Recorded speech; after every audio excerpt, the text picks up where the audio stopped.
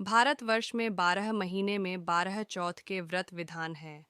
सभी चौथ के व्रतों की अलग अलग कहानियाँ और विधियाँ हैं। सभी चौथ व्रतों में करवा चौथ की कहानी का बहुत महत्व है। एक पत्नी की सदैव यही इच्छा रहती है कि जीवन भर साथ देने वाला उसका प्रेमी पति हमेशा उसके साथ रहे। अपने सुहाग पति की दीर्घायु के लिए करवा चौथ का व्रत लिया जाता है। करवा चौथ व्रत की कहानी भी कुछ ऐसी ही है, जिसमें एक पतिव्रता पत्नी करवा चौथ कथा से अपने मरे हुए पति को पुनर्जीवित कर देती है। पूरी करवा चौथ की कहानी क्या है, आइए जानते हैं। करवा चौथ माता की कहानी। एक बार की बात है। एक साहूकार के 7 बेटे और एक बेटी थी। बेटी का विवाह हो चुका था। बेटी अपने मायके में आई थी। बेटी का नाम करवा था। सातों भाई अपनी इस इकलौती करवा बहन को बहुत गहरा प्रेम करते थे। अपनी बहन का पूरा ध्यान रखते हैं। जब करवा मायके में आई हुई थी तो एक दिन शाम को सभी भोजन करने के लिए बैठे। कार्तिक मास कृष्ण पक्ष की चतुर्थी तिथि थी।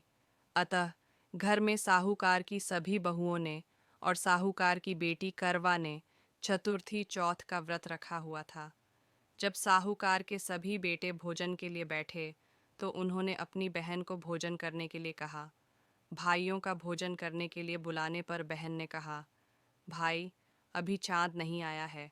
जब चांद आ जाएगा तब मैं चांद को अर्घ्य देकर व्रत पूरा करके ही भोजन करूंगी।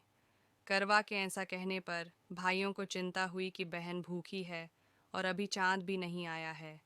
ऐसे में 7 भाइयों में से सबसे छोटा भाई बाहर किसी दूर के पेड़ पर जाकर उसमें अग्नि जलाकर उसमें एक छलनी लगाकर बहन के पास आया और बहन को कहने लगा, देखो बहन, चांद आ गया है, अब खाना खा लो। बहन ने अपनी भाभियों को भी कहा, भाभी देखो चांद निकल आया है, अब आप लोग भी अर्घ्य देकर व्रत पूरा करके भोजन कर लो। भाभियों ने ननद करवा की बात सुनकर कहा, ननद, ये चांद तुम्हारा आया है, हमारा नहीं। ऐसा कहने के बाद यह करवा अकेले ही भोजन करने के लिए बैठ जाती है और जैसे ही भोजन का पहला ग्लास मुंह में लेती है तो उसे छींक आ जाती है। दूसरा ग्लास मुंह में लेती है तो उसमें बाल निकल जाता है। इसके बाद जैसे ही भोजन का तीसरा ग्लास मुंह में लेने को रहती है तो उसी समय उसके ससुराल से न्योता आता है कि उसके पति का स्वास्थ्य बहुत खराब है। वह शीघ्र पति को देखने ससुराल आ जाए। इसके बाद उसकी भाभी उसे सच्चाई बताती हैं कि उसके साथ ऐसा इसलिए हुआ क्योंकि उसने करवा चौथ का व्रत तोड़ दिया था।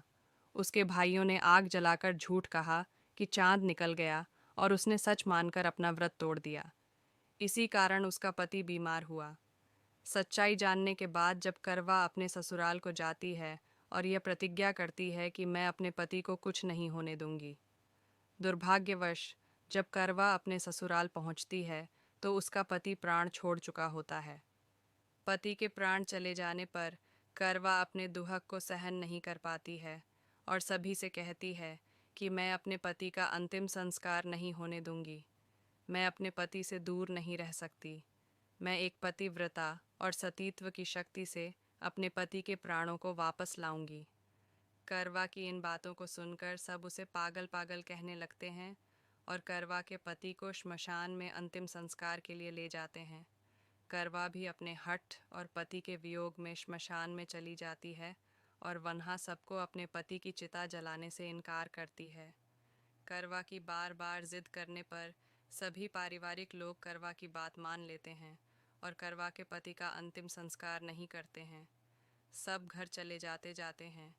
करवा अपने मृत पति को लेकर दूर कहीं एक झोपड़ी में रहने लगती है और अपने पति को जीवित करने के लिए भगवान की पूजा व्रत आदि करने लगती है।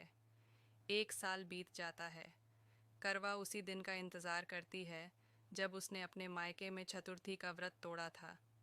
1 वर्ष बीतने के बाद जब फिर से वही कार्तिक मास की चौथ चतुर्थी का दिन आता है तो करवा अपने पति के प्राणों के लिए निर्जला करवा चौथ का व्रत रखती है।